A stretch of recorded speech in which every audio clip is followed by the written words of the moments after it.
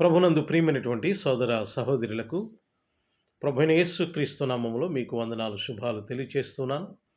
దేవుడు మనల్ని ప్రేమించి, దీవించి, ఆశీర్వదించి, బలపరిచి మరొక నూతన దినాన్ని దేవుడు మనకు అనుగ్రహించినందుకు దేవునికి ఎన్నో స్తుతులు, స్తోత్రాలు చెల్లిస్తున్నాను.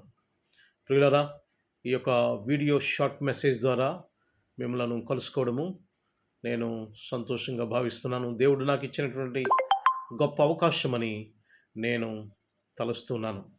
ఈరోజు దేవుని యొక్క వాక్యము ద్వారా మనం బలపరచబడదాం, దీవించబడదాం, ఆశీర్వదించబడదాం.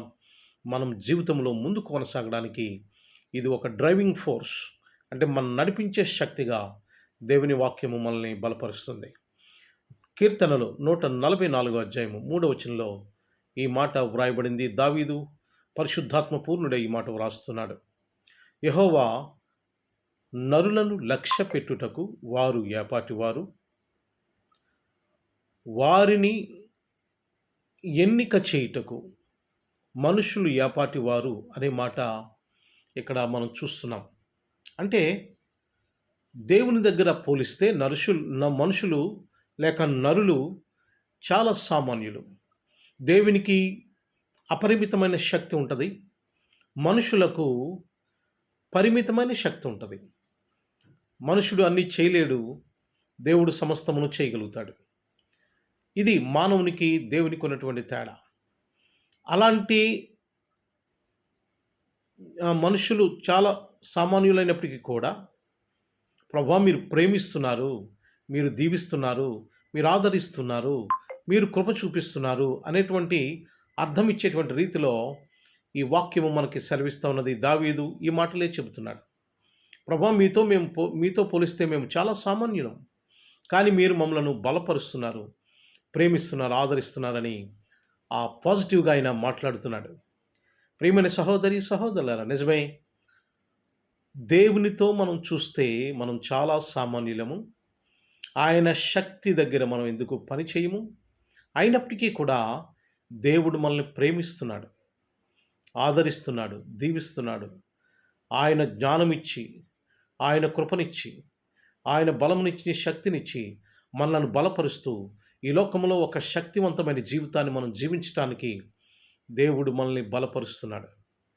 కనుక ప్రియమైన సహోదరి సహోదరులారా, దావీదు సామాన్యుడే, కానీ దేవుడు బలపరిచాడు కనుక ఇశ్రాయేలు రాజ్యమునకు ఆయన రాజయ్యాడు. కనుక గమనించండి, మనుషులను ఆయన ప్రేమించే దేవుడు. దేవునితో పోలిస్తే మనము సామాన్యులమే, ఏమీ చేయలేము. ఆయన దగ్గర మనం ఏమీ కాదు మనము.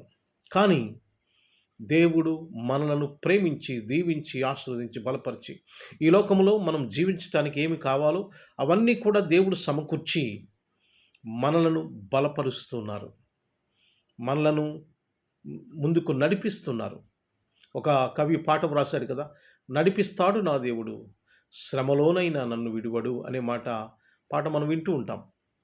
కనుక ప్రియమైన సహోదరి సహోదరులరా, ఈరోజు అంటే దేవుడు ఆయన దగ్గర మనం సామాన్యులైనప్పటికీ కూడా ఆయన మనలను గూర్చి ఆయన కేర్ తీసుకుంటున్నాడు కనుకనే మనం ఈ లోకంలో జీవించగలుగుతున్నాం. ఎన్ని సమస్యలు ఎదురైనా, ఎన్ని కష్టాలు ఎదురైనా, ఎన్ని ఇబ్బందులు ఎదురైనా మనము వాటిని జయించి నిలబడగలుగుతున్నాం, వాటిని జయించి ముందుకు కొనసాగగలుగుతున్నాం, వాటిని జయించి మనం అభివృద్ధిలోనికి రాగలుగుతున్నాం. కనుక గమనించండి, దేవుడు విడిచిపెట్టడు. మనం సామాన్యులమే దేవుని దగ్గర పోలిస్తే, కానీ దేవుడు విడిచిపెట్టడు. దేవుడు కేర్ తీసుకుంటున్నాడు. ఈ సామాన్యులైనటువంటి వారి కోసం దేవుడు ఏం చేశారు తెలుసా? తన కుమారుడైన యేసు ప్రభువాన్ని లోకానికి పంపించి ఆయన మనందరి కోసం కలువరి సిలువలో ఆయన రక్తమిచ్చి, ప్రాణమిచ్చి, ఆయన శరీరాన్ని మొత్తం సమర్పించారు మనలను బలపరచడం కోసం. కనుక ప్రియమైన సహోదరి సహోదరులారా, ఈరోజు నా గురించి ఎవరు కూడా కేర్ తీసుకోవడం లేదు, నన్నెవరు కూడా ఆదరించడం లేదు, నన్నెవరు కూడా పట్టించుకోవడం లేదు, నాకెవరు కూడా సహాయం చేయటం లేదు అని అనుకోవద్దు. God is taking care of us. దేవుడు మనల్ని గురించి ఆయన కేర్ తీసుకుంటున్నాడు. మనుషులు ఆయన దగ్గర సామాన్యులే మనము. కానీ ఆయన లక్ష్య పెడుతున్నాడు. మన గురించి ఆలోచన చేస్తున్నాడు. ఈ లోకంలో నీ గురించి ఎవరు ఆలోచన చేయకపోయినా, నిన్ను ఎవరు ప్రేమించకపోయినా, నిన్నెవరు పట్టించుకోకపోయినా, దేవుడు ప్రేమిస్తున్నాడు. దేవుడు మనల గురించి ఆలోచన చేస్తున్నాడు. దేవుడు నిన్ను గురించి పట్టించుకుంటున్నాడు. నీకేం కావాలనేది ఆయన ఆలోచన చేస్తున్నాడు. Definitely in due time God will give you whatever you want. నీకేం కావాలో తగిన సమయముందు తప్పకుండా దేవుడు నీకిస్తాడు.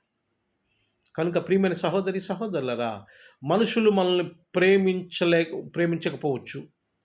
మనుషులు మన దగ్గరికి రాకపోవచ్చు. మనుషులు మనల్ని ఏ విధంగా కూడా మనల్ని సపోర్ట్ చేయకపోవచ్చు.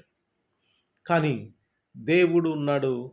ఆయన మనల్ని గురించి లక్ష్య పెడుతున్నాడు. ఆయన మనలను ఎన్నిక చేస్తున్నాడు. చూడండి, మనుషులు మనలను గుర్తించరు, ఎన్నిక చేయరు. మనల్ని అలాగా గడ్డి పరకలాగా తీసి పడేస్తూ ఉంటారు. కానీ God is there to taking care of అస్.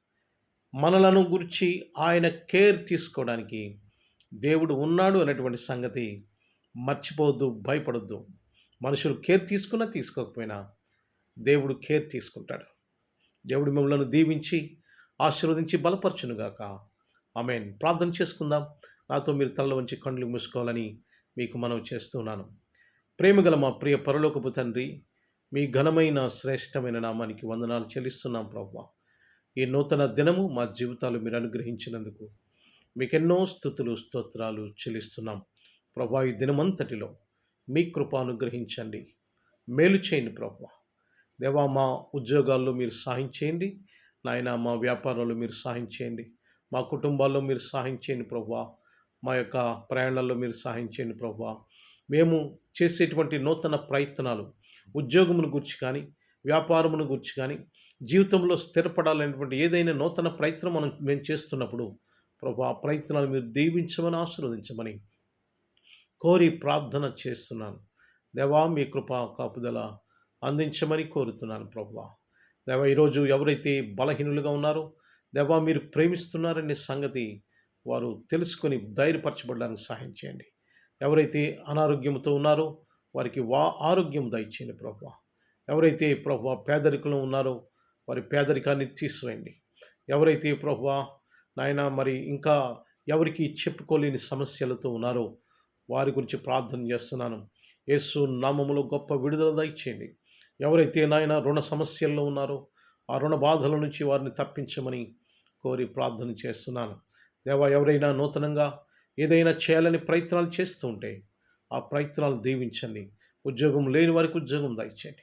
వ్యాపారం లేని వారికి వ్యాపారం దయచేయండి ప్రభా. గృహం లేని వారికి గృహం దయచేయండి నాయన. ఇంకా రకరకాల వస్తువులు ప్రభా, ఇంకా ఏమైతే అవసరాలు ఉన్నాయో అవసరాలు తీర్చమని, అక్కరలు తీర్చమని ప్రభా, మీరే ఘనత, మహిమ, ప్రభావములు పొందమని ప్రభువైన యేసు క్రీస్తు నామమున మిక్కిలి వినయంతో అడిగి వేడుకుంటున్నాము తండ్రి.